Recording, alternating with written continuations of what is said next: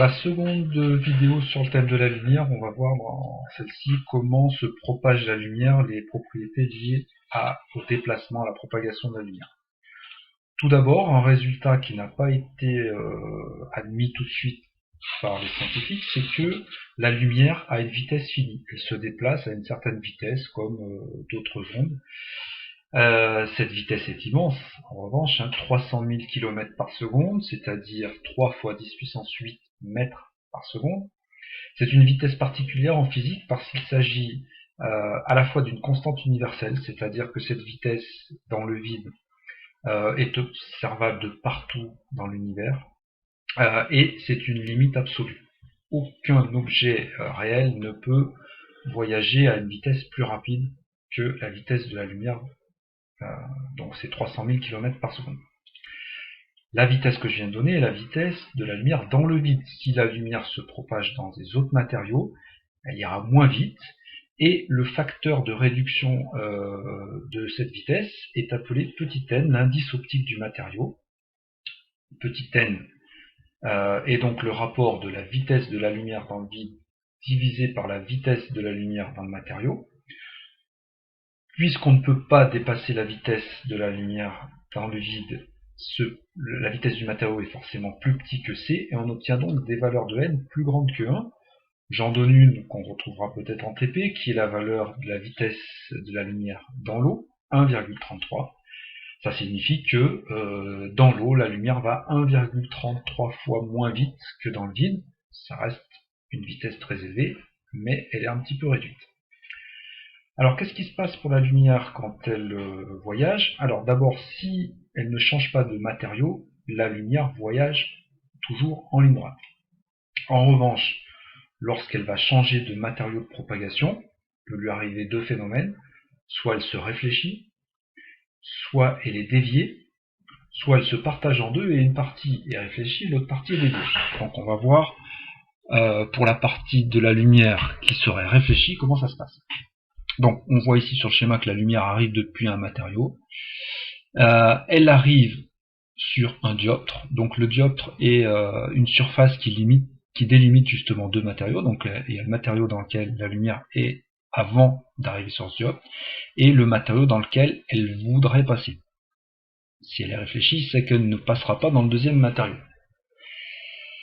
Le point sur lequel elle arrive précisément sur ce dioptre s'appelle le point d'incidence, et puis on va se servir également d'un autre repère qui est cette droite là perpendiculaire au dioptre, au niveau du point d'incidence, qu'on va appeler la normale. Quand la lumière se réfléchit, et bien tout simplement elle se réfléchit de manière symétrique. On voit ici, donc j'ai zoomé sur ce qui se passe au niveau du dioptre, on retrouve ici le dioptre, le deuxième matériau qui ne sera jamais atteint est en dessous, la lumière incidente arrive avec un certain angle que j'ai noté θ1, donc entre le rayon lui-même et la droite normale que j'ai définie au préalable, et bien le rayon réfléchi sera parfaitement symétrique par rapport à cette normale.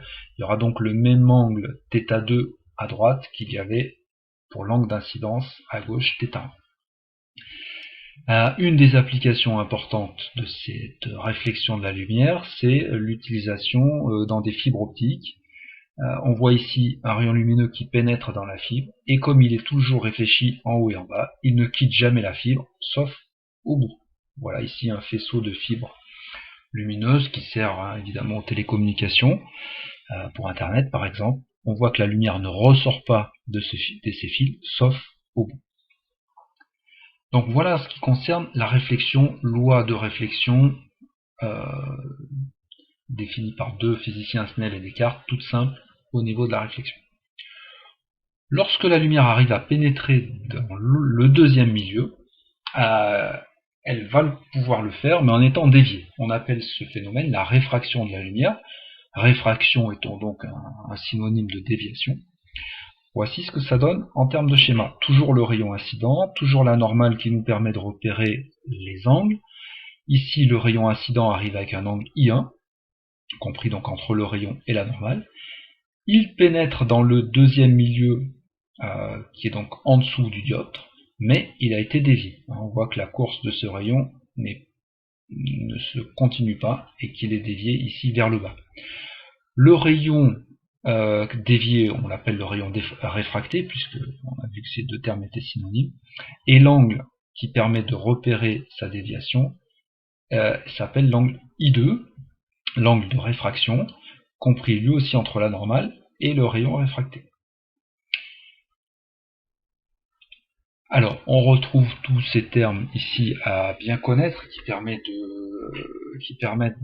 de comprendre ce que l'on veut dire quand on décrit le schéma. Donc le dioptre, la surface qui sépare les deux milieux, la normale qui permet de repérer les angles, l'angle incident I1 entre la normale et le rayon incident, et l'angle de réfraction I2 entre la normale aussi et le rayon réfracté.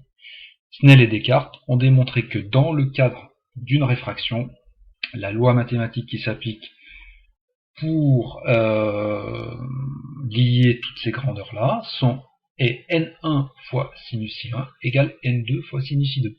n1 et n2, c'est ce dont on a parlé en tout début de vidéo, les indices optiques des milieux 1 et 2. Les angles I1 et I2 n'intervenant pas directement dans cette formule, mais sous la forme de leur sinus. Attention sur les calculatrices au bon réglage de la calculatrice. Si l'angle I1 est donné en degrés, vérifiez bien que votre calculatrice est réglée elle aussi en degrés avant de taper le sinus. Voilà, cette formule est quand même assez complexe, elle fait intervenir 4 grandeurs, elle permet de calculer une de ces 4 grandeurs si on connaît les 3 autres. Par exemple, si on définit l'angle d'incidence I1, si on sait dans quel matériau la lumière se trouve avant sa réfraction, si on sait dans quel milieu elle pénètre après sa réfraction, on connaît donc N1, I1 et N2, on pourra se servir de cette formule pour calculer I2. Si l'on connaît I1 et I2 et l'indice N1, eh bien on pourra calculer l'indice N2. Voilà. Cette formule est en fait une formule multiple qui permet de calculer une des 4 grandeurs qui intervient là-dedans. Dernier point sur ce phénomène de réfraction, c'est qu'il est à l'origine de la dispersion de la lumière par les prismes et donc de l'obtention des spectres. On regarde un petit peu comment ça se passe. De la lumière blanche arrive. On sait que la lumière blanche est en réalité composée de toutes les couleurs de l'arc-en-ciel qui se superposent. La lumière arrive depuis l'air, elle pénètre dans un matériau qui est le matériau du prisme, qui est généralement en vert, et on constate que toutes les couleurs ne sont pas déviées de la même manière. On voit entre autres que le bleu est davantage dévié que le rouge. Qu'est-ce que ça signifie en termes de réfraction? Ça signifie que selon la longueur d'onde, donc la couleur, l'angle de réfraction I2 n'est pas le même. Pour que ceci soit possible et que la loi de réfraction de Snell-Descartes soit respectée, si avec le même angle I1, le même indice N1, on n'obtient pas le même angle I2 selon les couleurs, c'est que forcément l'indice N2 du matériau, donc du verre pour le prisme, dépend de la longueur d'onde. C'est cette propriété-là qui permet au prisme de décomposer la lumière, c'est d'être fait dans un matériau pour lequel l'indice optique du matériau dépend de la couleur. Voilà. Et à la sortie du prisme, on a à nouveau une deuxième déviation, puisqu'on va passer du verre à l'air, il y aura à nouveau un changement de milieu, à nouveau une réfraction, et on voit que les effets dispersifs s'ajoutent, c'est-à-dire que à nouveau le bleu va être davantage dévié, et du coup la dispersion, donc la différence entre la direction du rouge et du violet, et de toutes les couleurs intermédiaires, est accentuée par la sortie du prisme. Mais la dispersion avait déjà eu lieu à l'intérieur même du prisme. Voilà, il reste une vidéo sur la lumière, et bien on la regarde tout de suite après.